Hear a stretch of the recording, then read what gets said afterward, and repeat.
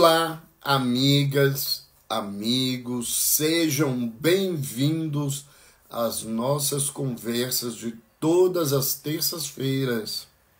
E hoje nós vamos falar sobre passos importantes para uma vida saudável. Vamos aguardar aí, as pessoas estão sendo avisadas que nós estamos ao vivo. Boa noite, Maria Bernadette Carvalho, querida Berna. Boa noite, Frau JM22, doutora Luciana Galvão, boa noite. Regina Série Castro Alves, boa noite. Boa noite aí, Anilda Alves, Yuri Moreira, seja bem-vindo. Boa noite, B. Andrade F, sejam todos bem-vindos. Venham participar conosco dessa conversa importante para a nossa vida, que são reflexões para uma vida saudável. Boa noite a Ana Lúcia A, boa noite DX Jéssica 19, boa noite. Vamos aguardar alguns instantes para que as pessoas estejam avisadas. Fiquem aí conosco. Nosso tema hoje vai atender às reflexões que todos vocês buscam sobre uma vida saudável. Boa noite, Jaqueline Neves, 2208. Seja bem-vinda mais uma vez aí conosco. Todos vocês que estão entrando, vamos lembrar que essa live não fica gravada no Instagram. Então, se você acha que alguém pode ser auxiliado com esse tema, passos importantes para uma vida saudável, convide essas pessoas, mande um aviãozinho, participem conosco até o finalzinho da nossa fala. Boa noite, Rita de Cássia, seja bem-vinda. Alguém está perguntando, doutor, o senhor faz consulta aqui em Divinópolis? Jéssica, eu não atendo consultas em Divinópolis. O que eu faço em Divinópolis, eu trabalho, faço uma consultoria em saúde mental para gestores de uma das siderúrgicas de Divinópolis. Então, meu trabalho é focado só para os gestores da instituição. Então, as minhas consultas são feitas só em Belo Horizonte, ou elas podem também serem feitas online para aqueles que preferem fazer a consulta online por dificuldade de deslocamento, por ser mais prático para essas pessoas. Boa noite, Joana Beto, seja bem-vinda. Vamos lá começar a nossa conversa para que todos nós possamos aproveitar isso que nós estamos trazendo hoje. Então, quando a gente fala em passos, nós estamos falando em movimentos, em coisas que nós podemos fazer para a nossa caminhada. O nosso movimento hoje é um movimento de reflexão. Boa noite aí, Maria Isabel Cavaleiro, Nédila Zaroto, sejam bem-vindas. Então, os nossos movimentos hoje, alguns deles são emocionais, outros cabem um movimento externo, né? Nós estamos aí falando de várias coisas. E o que nós trouxemos para vocês essa noite? Primeiro, um dos modelos de psicoterapia mais divulgados nesse momento se chama Mindfulness. E esse essa técnica de trabalho, ela foi baseada em duas culturas orientais milenares. No Zen budismo, né, no taoísmo, e ainda nós temos, né, no shintoísmo, que também traz algumas informações. E nós fomos buscar aqui, né, nessa caminhada, um trabalho voltado ao taoísmo. Olha, nós, Joana Beto, agora consegui associar. Obrigado, querida amiga, grande abraço. Saudade aí de Olhão. Nós vamos estar em Portugal. Daqui a poucos dias eu vou estar em Lisboa, participando das Jornadas Portuguesas de Saúde e Espiritualidade na Faculdade de Lisboa. Talvez você e o Beto possam nos ver lá, nós estaremos lá com outros amigos do Brasil, com companheiros de Portugal, falando sobre saúde e espiritualidade. Então, o nosso objetivo hoje é aproveitar algumas ferramentas que o taoísmo traz para que a nossa vida seja mais saudável. Nós poderíamos mesmo dizer para as pessoas que o taoísmo, como qualquer doutrina que traz e busca o bem-estar da criatura, é uma ferramenta. E essa ferramenta, ela traz para nós a possibilidade de uma vida mais saudável, de se sentir feliz, de se sentir bem-estar. O taoísmo, ele foi, podemos dizer assim, constituído a partir de Lao Tse. Né? Lao Tse é uma figura, como outras figuras de muitas religiões, que se questiona se elas existiram, se elas são um mito, ou se elas são uma forma de apresentar vivências de várias criaturas que trouxeram uma contribuição doutrinária, milenar para as criaturas. Mas, né, aqueles que buscam compreender isso, né, acreditam que Lao Tse possa ter existido, né, e ele tenha vivido no século VI antes do Cristo. E o livro básico do taoísmo é o Tao Te Ching, que a psicologia junguiana trouxe várias coisas sobre ele para o nosso aprendizado. Quais são os grandes objetivos do taoísmo? E aí nós já vamos começar a falar sobre uma vida saudável, falar sobre saúde mental, inclusive porque não existe vida saudável, é apenas uma parte do indivíduo.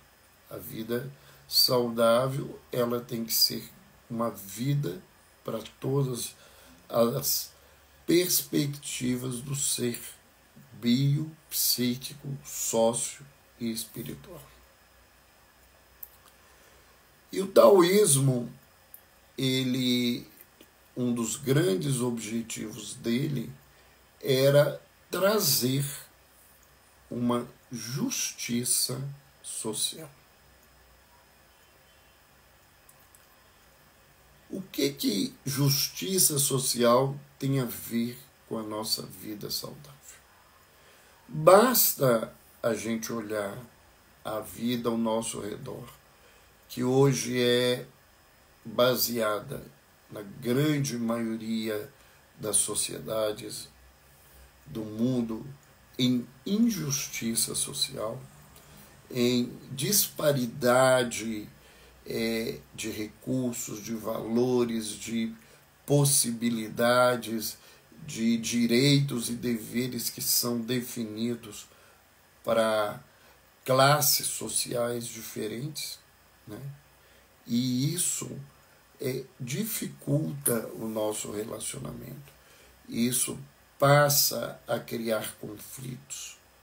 Todas as vezes que nós criamos conflitos, nós dificultamos o ambiente onde a gente vive.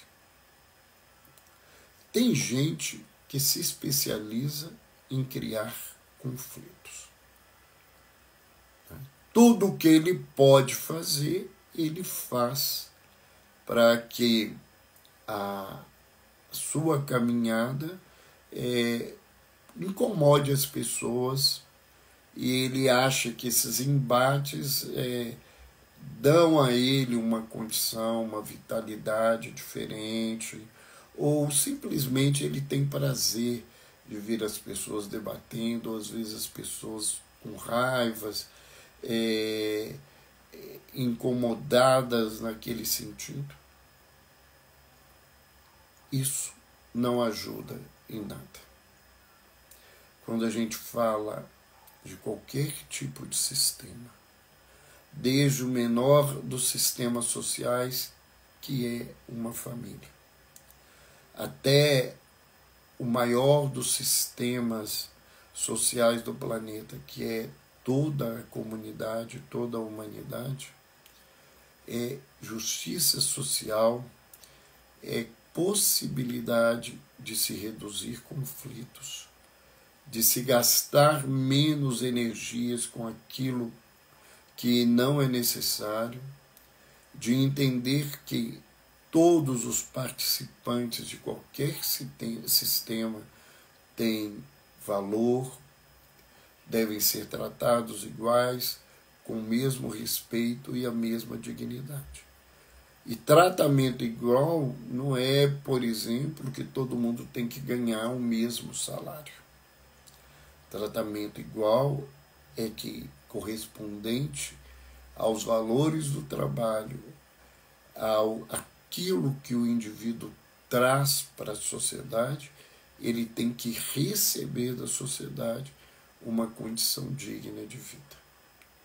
E isso na família não é diferente. Uma outra coisa que o taoísmo buscava, porque não existia naquele momento, era a restauração da ordem social. Todas as vezes que a gente fala em ordem, a gente fala também em hierarquia. Só que as pessoas leem hierarquia como poder das pessoas que estão em determinadas classes em relação às outras. Hierarquia significa que nós temos papéis e responsabilidades dependendo do caminho que nós percorremos. Fala-se muito hoje, numa hierarquia familiar, que os pais precisam ser novamente respeitados. Quem me escuta normalmente sabe que eu não concordo com esse novamente respeitados, porque o que a gente via na sociedade não era respeito, era temor, e a gente vai falar disso daqui a pouco. Respeito, né, tem a ver com a autoridade. A autoridade tem a ver com postura ético-moral da criatura. Pais têm respeito dos filhos se eles se comportam para que isso aconteça. E um dos comportamentos é respeitar os filhos, no lugar que eles estão, na condição que eles estão. Mas a hierarquia, ela tem uma importância, porque pessoas que têm uma autoridade, uma liderança, elas passam a ser referências para os outros, e isso traz a elas uma segurança no caminho. O grande e grave problema da humanidade hoje é que nós não temos lideranças. Nós temos, na realidade, políticos, temos gestores, temos criaturas que disputam o poder, mas nós não temos lideranças. E se as temos, elas são tão poucas que elas não conseguem agir para dar essa segurança de um caminho, de uma estrada para a sociedade. Ninguém que tem um comportamento inadequado, ninguém que tem posturas dúbias, ninguém que tem interesses pessoais na frente de tudo, é um líder. E liderança, a gente, até certo ponto, a gente pode oferecer ferramentas para o indivíduo, mas a liderança é uma conquista interior. Um outro objetivo do taoísmo é a paz absoluta através da total submissão à natureza. Aprender com a vida natural o que é o caminho. O que nós temos que fazer? Nós agimos sem aprender com a vida. Tem gente que quer pular degraus. A vida não é desse jeito. A vida é uma construção do mais simples para o mais complexo. A vida é um passo a passo. A vida mostra que a gente tem ciclos, e cada ciclo tem os seus valores, cada ciclo tem os seus desafios. Se eu não aprendo que isso existe e que eu tenho que criar condições para viver isso, eu vou sofrer. Uma coisa da nossa sociedade hoje, que é o medo do envelhecimento, a recusa, né, da aparência do envelhecimento, todo esse processo, né, que esquece que a gente passa por uma infância, uma adolescência, uma juventude, ser adultos, depois vamos caminhando para a senescência, né? Isso tudo tem valores. E quando eu quero parar num determinado lugar que eu acho que é mais importante, eu vou deixar de crescer quando eu não vou deixar de apresentar, ou melhor, eu vou apresentar ao mundo atitudes imaturas e inadequadas, como a gente vê muita gente que, se recusando a envelhecer, se comporta como um adolescente numa idade que isso não é compatível com a caminhada da criatura. Então, nós temos que entender que tem época para as coisas, né? Hoje a gente perdeu quando a gente era criança, né?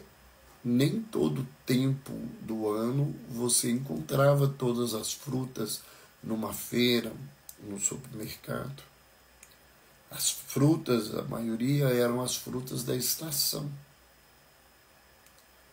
E as frutas da estação, elas são geralmente mais saborosas, mais saudáveis, e elas têm um sentido naquele determinado momento para as criaturas que estão naquela comunidade conviverem com recursos importantes para o inverno, para o verão, seja para a primavera ou outono, que traz os seus desafios.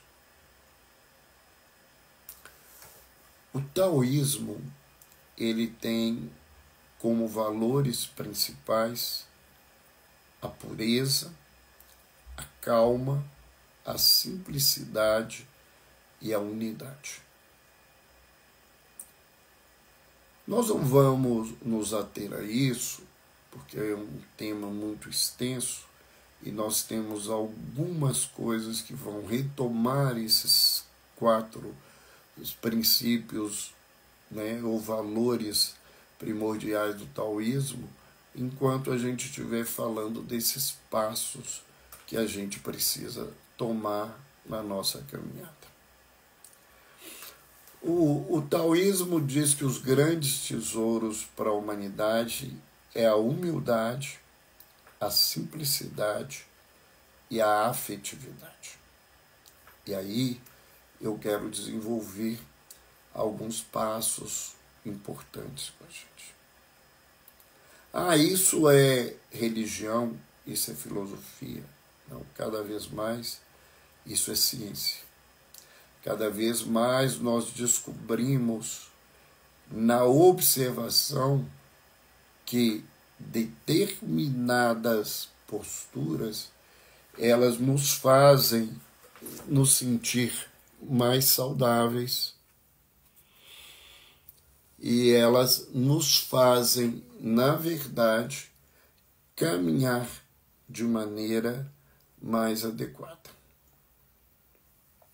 Então, o que a gente está buscando com vocês são informações que trazem para nós todo esse ideário para os passos que nós precisamos.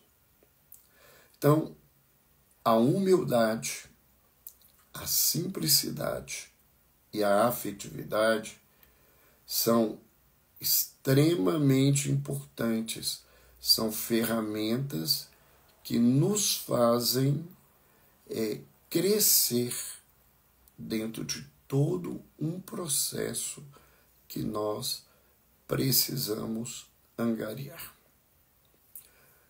Como que a gente vai ver isso? Primeiro, ser humilde, muita gente confunde isso com ser pobre, ser humilde com servilismo, e não é isso que é a questão. Na verdade, o que nós encontramos e convivemos é com a situação, de que humildade, ela é uma virtude onde a gente aprende que nós somos humanos, que nós temos limites, mas nós temos também possibilidades e virtudes para desenvolver. É quando eu me vejo como um todo. Muitas pessoas chegam ao nosso consultório sem se perceber com nenhuma qualidade, sentindo-se a pior criatura de toda a caminhada.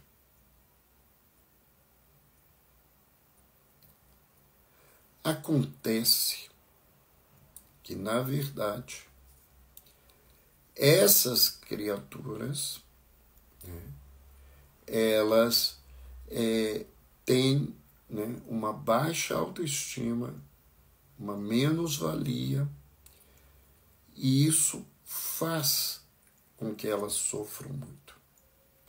Primeiro, sofrer porque essa leitura ruim,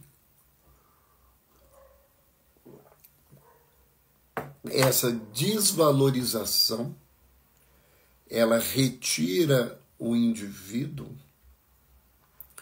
de um caminho de concorrer com a vida, compartilhar com a vida, estar no todo, porque se eu não valho nada, as pessoas não me querem, não me gostam e não vão me dar nada do que eu busco.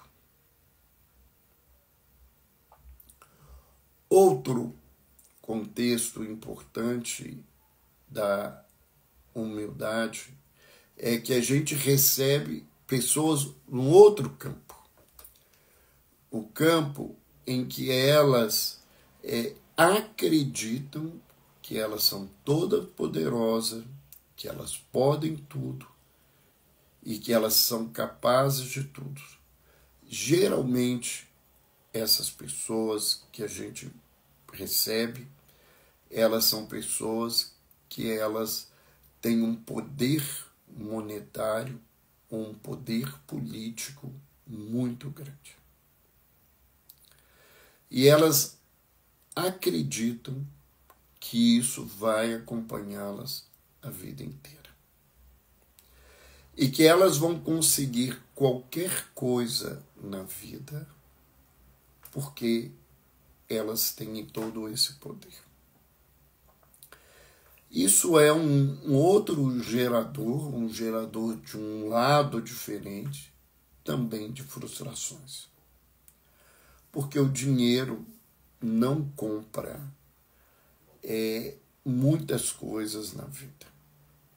E quando o ditado diz que o dinheiro não compra felicidade, nós temos que entender que, na verdade, né, o dinheiro, ele por si só, não determina condições de felicidade. Hoje, há trabalhos mostrando isso.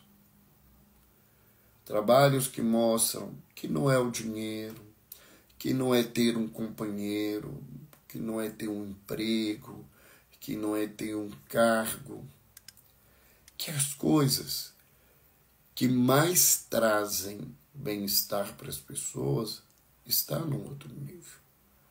No nível do relacionamento, de querer bem, no nível de se importar com as criaturas, no nível do compartilhamento das situações.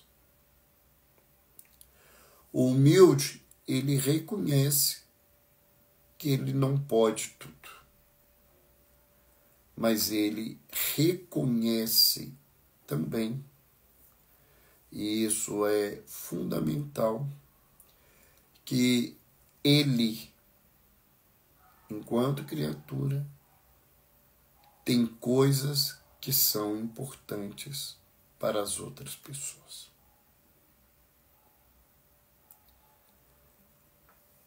Esse valor que eu vou encontrando e que muitas vezes a gente só encontra quando adentra um processo psicoterápico, que a gente adentra a um caminho de autoconhecimento, porque não adianta as pessoas dizerem, você tem valor.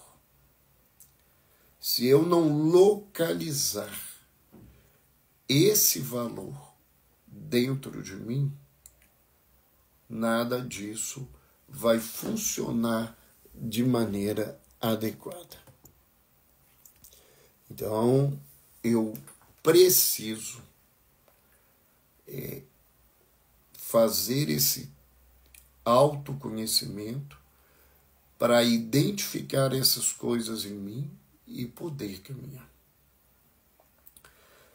Esse segundo passo que é a simplicidade, né, que o taoísmo traz, né, que todas as vezes que nós complicamos a vida, que nós exigimos coisas da vida, que acreditamos que sem determinadas coisas não tem jeito para viver, a gente se afasta do caminho de felicidade. Porque nós não vamos ter tudo o tempo todo. Muitas vezes nós não vamos ter aquilo que a gente quer. A gente vai ter aquilo que a vida nos dá. E muitas vezes o que a vida nos dá é um limão. E o indivíduo sem a sabedoria não transforma ele numa limonada e se queixa, né, da sua acidez o tempo todo sem uma solução. Querer muita coisa é caminhar para sempre viver em frustração. E o que a nossa sociedade hoje diz que a gente é capaz de ter tudo. A partir de um sucesso que é uma ilusão. As pessoas precisam ter ideia desse contexto. Que esse sucesso é uma ilusão. Então, quando eu consigo viver de uma maneira mais simples,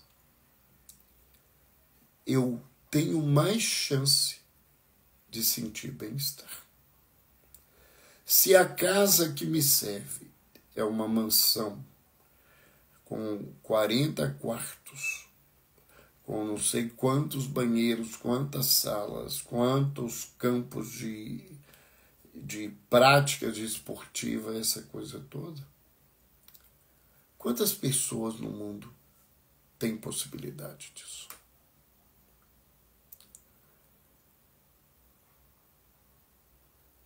E pior do que isso, quantas pessoas que têm essas possibilidades que são verdadeiramente felizes?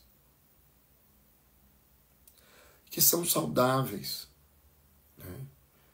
Que têm todo um construto na vida de estar saudável.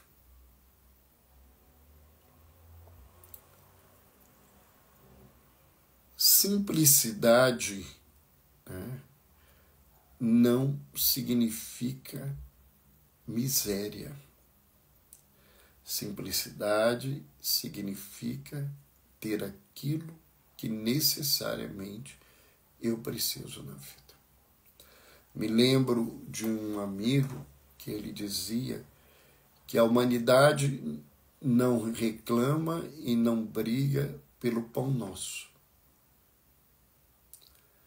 Na realidade, nós sofremos todo dia pela manteiga ou pelo queijo ou a geleia do pão. A gente não está satisfeito com aquilo que precisa. Ah, mas se a gente não buscar mais, a gente vai parar na vida. Mas se a gente cria uma dependência de tudo isso, o sofrimento é enorme, muito grande. Eu já atendi mulheres muito ricas, que de repente, num momento da vida, a vida das suas famílias entra em bancarrota e elas perderam tudo. E o que tinha, qualquer pessoa se sentiria feliz. Mas para elas era um sinal de infelicidade. Me lembro muito bem de uma paciente que, ao viver essa situação, ela disse que a vida dela tinha acabado, que ela não poderia ir mais para a Europa, que ela não ia poder trocar o guarda-roupa dela 2 vezes por ano em Paris, Milão, Nova York, essa coisa toda. Embora ela tivesse uma boa condição de vida, uma condição de vida melhor do que a grande maioria da humanidade. Ao perder a simplicidade, a gente se entrega a um mundo complexo. E o mundo, aquilo que o taoísmo nos fala, aprender com a natureza, o mundo é simples. As coisas, elas têm um sentido e um papel. O dia, nós temos o dia, a tarde, a noite, a madrugada, e isso se repete. Cada um no seu contexto, no seu papel, na sua situação. Querer uma coisa diferente, tem gente que quer passar a vida totalmente acordado, que acabasse a noite a coisa. Essas pessoas se adoecem. Pessoas que acham que a vida é só dormir, é só fugir do social, se esconder dentro de um quarto, já estão adoecidas e vão adoecer cada vez mais.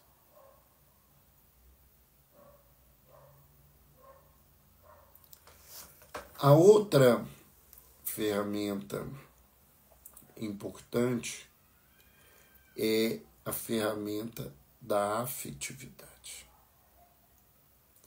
Outro tesouro que ele apresenta. A sabedoria de expressar a nossa vida emocional. A sabedoria de levar para as criaturas toda a contextualização, do que a gente sente dentro de nós.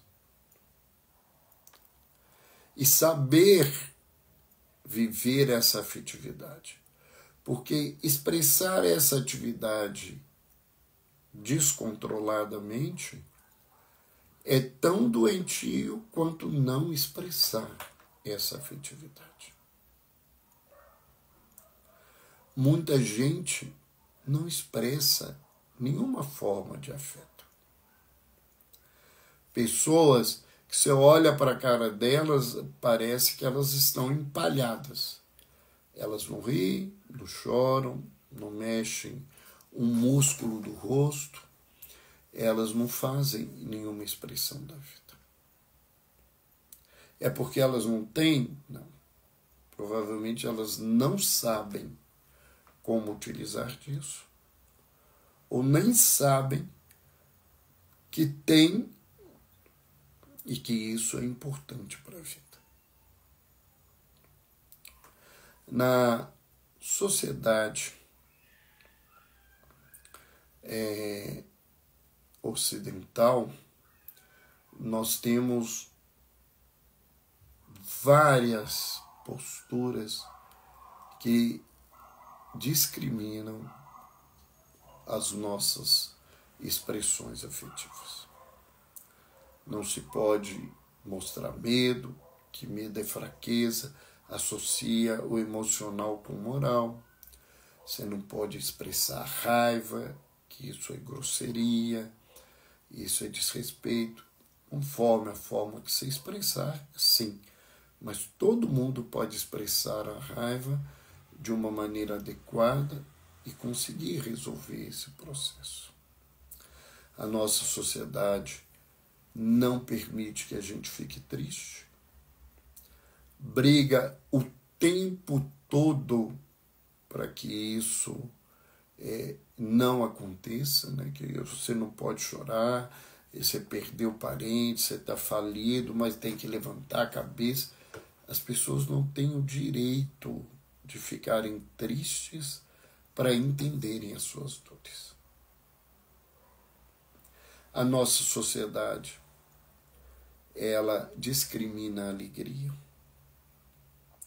Mulheres alegres são vistas muitas vezes como mulheres de comportamento questionável em relação à sexualidade.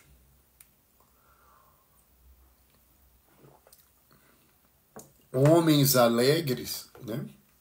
A própria palavra gay, né? Que fala dessa alegria, né?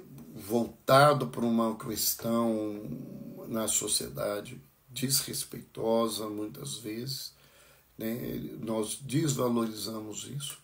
E uma das emoções que nós valorizamos é uma das emoções que está mais nos adoecendo, que é a preocupação, que se transforma em ansiedade, e a ansiedade nos adoece, como a gente pode ver aí na vida de cada um. Quem não assistiu o segundo Divertidamente, né? Ele fala muito dessa ansiedade, do que ela faz, do que ela complica na nossa vida. Então, esses elementos, eles são tesouros, mas eles são tesouros se nós soubermos utilizá-los. A preocupação é importante, tanto quanto a raiva, quanto o medo, quanto a tristeza, a alegria e uma variada, né, gama de emoções e sentimentos. Desculpe.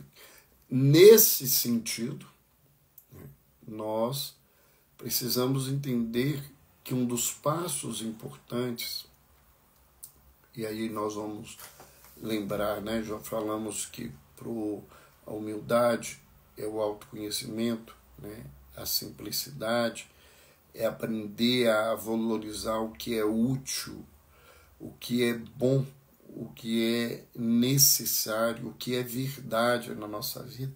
Lembramos, né, dessas 3 peneiras que são faladas como ensinamentos de Sócrates, que nós, diante de alguma coisa, nós temos 3 peneiras. Né?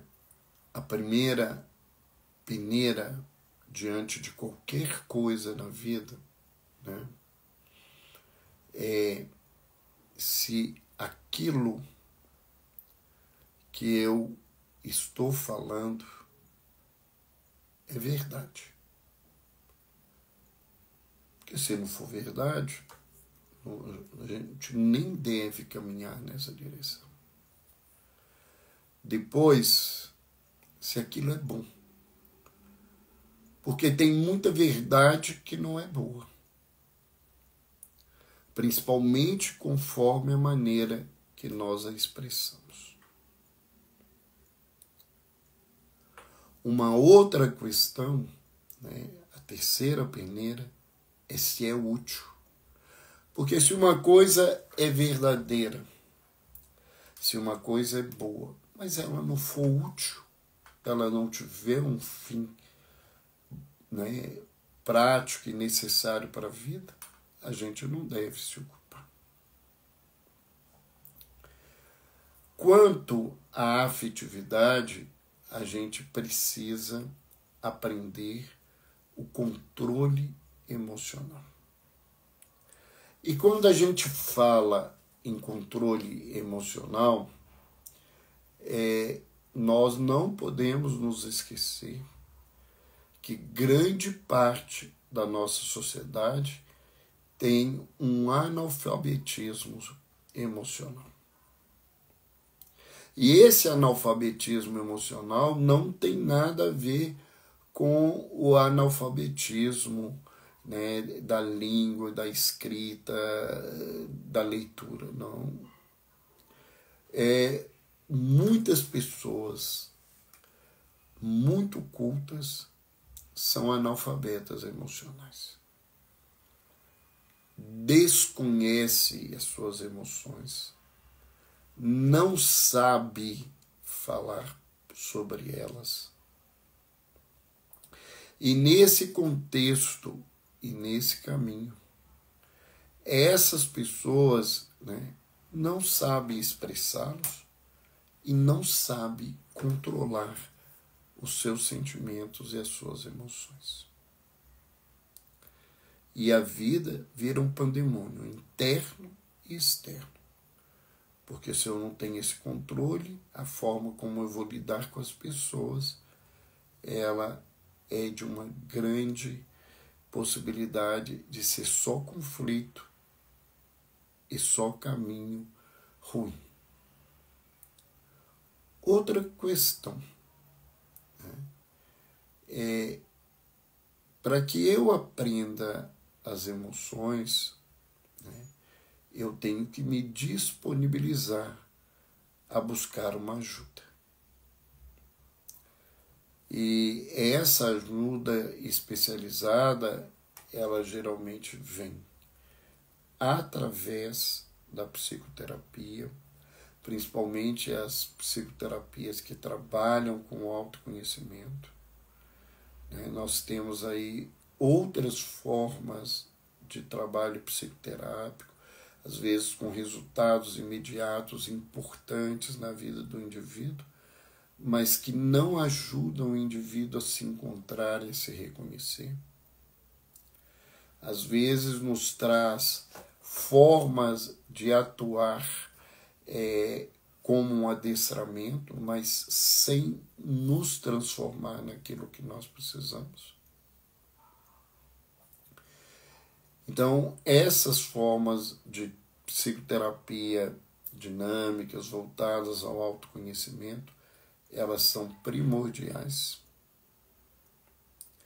E, além disso, né, nós temos doutrinas, filosofias, culturas que trabalham com autoconhecimento, principalmente as culturas orientais. Nós trouxemos aqui hoje essa contribuição pequena, porque nós temos muita coisa que poderia ser falada aqui, do taoísmo para o autoconhecimento da criatura.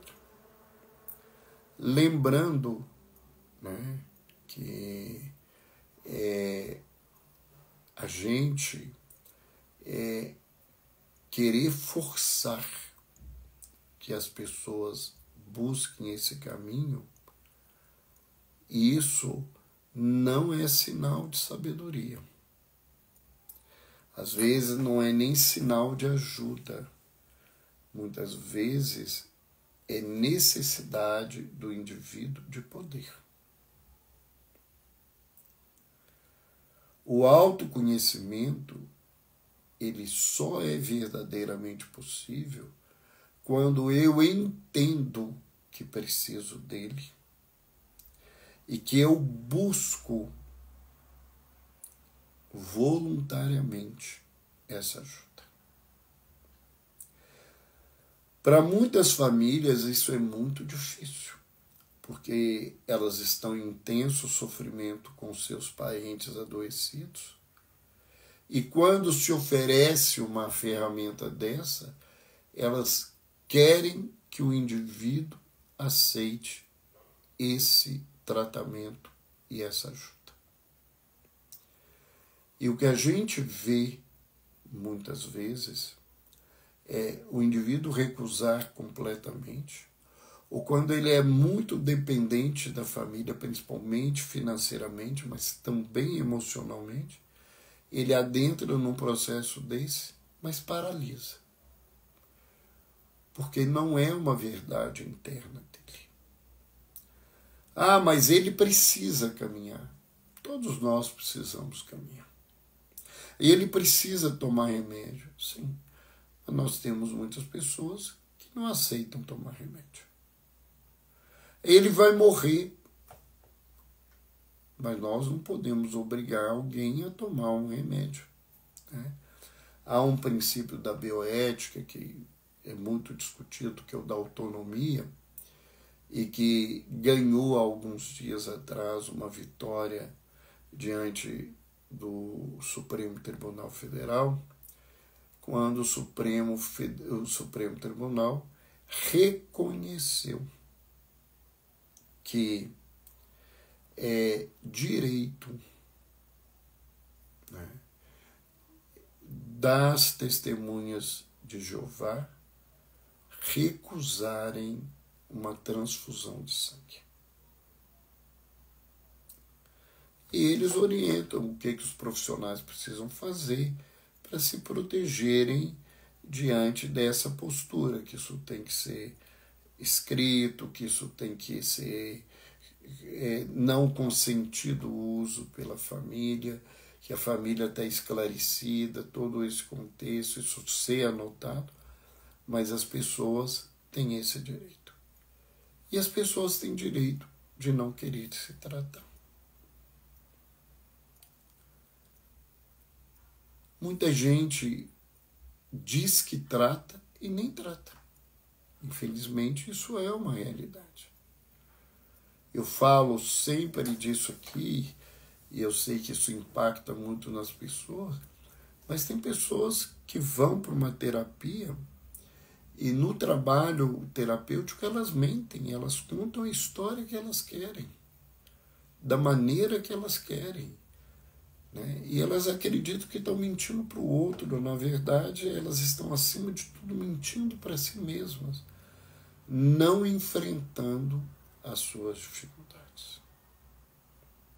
Então esses 3 passos, né, nós poderíamos falar de muitos outros, mas esses 3 passos, essas 3 ferramentas, a gente aprende muito na prática, por exemplo, mindfulness, através da contemplação, através dos exercícios de visualização terapêutica, através do aprendizado da atenção plena, da meditação. São recursos que o mindfulness traz para a gente. Para quem não está se lembrando, essa técnica ela foi apresentada no início desse século pela universidade mais respeitada do mundo, que é a Universidade de Harvard. Então, é um método que estudado, que se tem pesquisado e que é de grande efetividade. Então, fica aí esses passos para a nossa reflexão. Nós vamos lembrar o seguinte: normalmente nós não deixamos essa live no Instagram.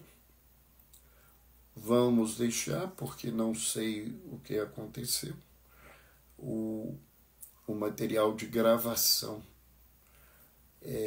para o YouTube,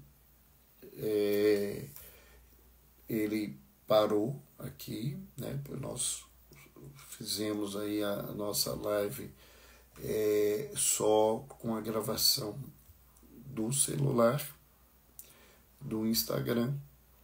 Então nós vamos deixá-la no Instagram, mas ela depois vai ser levada também pelo YouTube. Ela vai ser editada pela equipe e vai ser colocada no nosso canal. Se você não conhece o nosso canal, Dr. Roberto Lúcio, é um canal de saúde mental e espiritualidade. Nós temos centenas de lives, todas as semanas nós temos uma live nova. Então, se inscreva no canal, vai lá, conhece, se inscreve, porque é importante que as pessoas entendam, que a plataforma entenda que tem pessoas que acham importante esse tema, para que ele seja divulgado. coloquem lá na notificação, porque na notificação vocês vão receber todas as semanas a informação, porque toda semana nós temos um material novo. Hoje nós temos lá, né, foi publicado ontem a nossa live da semana passada, falando sobre infância e juventude, e o tema, né, como desafio, o suicídio. Estava vinculado ao Setembro Amarelo. Mas isso era a nossa fala. Estamos agradecendo aí as pessoas que estão carinhosamente nos cumprimentando. Um beijo no coração de todos vocês. Quem está nos vendo ao vivo, boa noite. Durmam bem, durmam com Deus. Semana que vem nós estamos de volta com mais um tema sobre saúde mental e espiritualidade. E se você tem algum tema especial que você queira falar e nos acompanha no Instagram, todo dia nós temos uma postagem sobre uma observação em saúde mental e espiritualidade de alguma frase, de algum pensamento milenar, de alguma ideia importante, de alguma pergunta importante. Deixa lá uma notificação para a gente, coloca lá uma escolha do tema, nós vamos pedir aqui para colocar lá uma janelinha para a gente trazer temas diferentes para vocês. Boa noite a todos vocês que nos acompanharam e até mais.